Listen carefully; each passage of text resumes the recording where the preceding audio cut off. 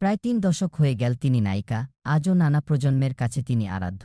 তার প্রজন্মের দর্শকের কাছে যেমন তিনি নস্টালজিয়ার এক মুঠো ফাগুন হাওয়া, তেমনি পরবর্তী প্রজন্মের কাছে যুগের বহুল চর্চিত শব্দের ক্রাশ। বলছি নন্দিত নায়িকা দিলারা হানিফ পূর্ণিমার কথা।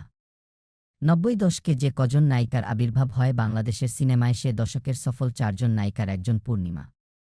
অভিনয় জীবনের সাফল্যের রজত জয়ন্তীরও বেশি সময় পেরিয়ে আজকের অবস্থানে তিনি।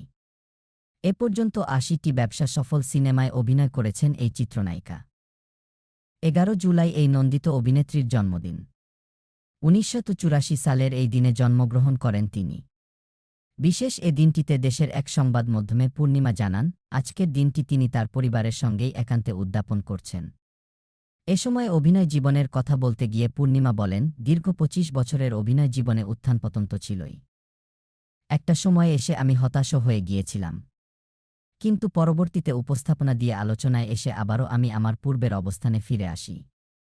আমি আমার দর্শক ভক্তের প্রতি সত্যিই বিশেষভাবে কৃতজ্ঞ। চট্টগ্রামের ফটিকছড়ির মেয়ে পূর্ণিমা।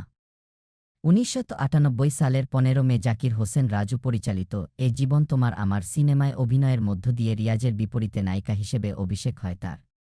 সেই থেকে একটা সময় উপস্থাপনা দিয়ে আলোচনার শীর্ষেও চলে আসেন তিনি।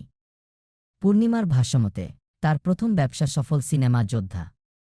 এছাড়াও তার নিজের ভালোলাগার সিনেমার মধ্যে রয়েছে নায়ক রাজ রাজ্জাক পরিচালিত সন্তান যখন শত্রু, প্রেমের নাম বেদনা, সুলতান, পিতামাতার আমানতসহ বেশ কয়েকটি চলচ্চিত্র।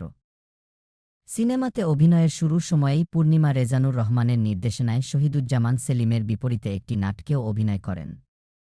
কাজী হায়াত পরিচালিত ওরা আমাকে ভালো হতে দিল না ছবিতে অভিনয়ের জন্য জাতীয় চলচ্চিত্র পুরস্কারে ভূষিত হয়েছেন তিনি।